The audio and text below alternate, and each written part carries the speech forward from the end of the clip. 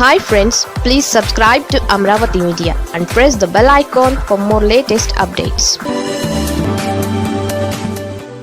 ఈసారి గెలుపుపై పవన్కు నమ్మకం లేదా? రీజన్ ఇదేనా?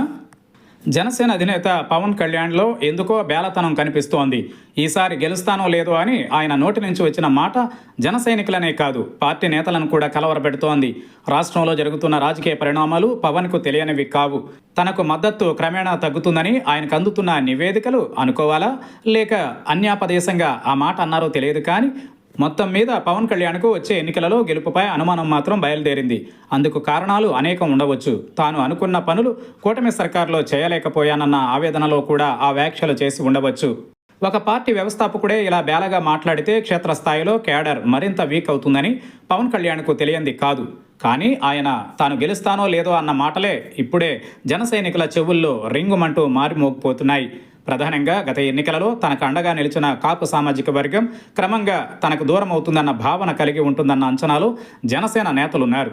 కాపు సామాజిక వర్గంలోని అగ్రనేతలతో పాటు జనసేన పార్టీలో ఉన్నవారు సైతం పార్టీ పరిస్థితిపై నెగిటివ్ కామెంట్స్ చేయడాన్ని బట్టి ఆయన ఈ అంచనాకు కూడా వచ్చి ఉండవచ్చునని అంటున్నారు. అందుకే తాను కేవలం కాపు సామాజిక వర్గానికే పరిమితం కాదని పదే పదే చెబుతున్నారు. తాను కాపులు ఒక్కరే ఓటు వేస్తే గెలవలేదని కూడా అన్నారంటే ఆయన ఈసారి ఆ సామాజిక వర్గం ఓట్లను కోరుకోనట్లే కనపడుతోంది. అంటే తనకు దూరమైన వారిని దగ్గరకు తీసుకునే ప్రయత్నం కూడా ఆయన చేస్తారన్న నమ్మకం కూడా లేదు.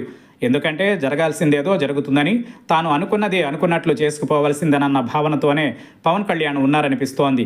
మొత్తం మీద పవన్ కళ్యాణ్లో ఎన్నికలకు 3 ఏళ్ల ముందే ఇటువంటి అనుమానాలు మొదలయ్యాయంటే వాటిని ఎలా అధిగమించాలన్న దానిపై ఫోకస్ పెట్టాలని, అంతే తప్ప నిరాశ నిస్పృహల్లో వెళ్లకూడదని జనసేన నేతలు అభిప్రాయపడుతున్నారు.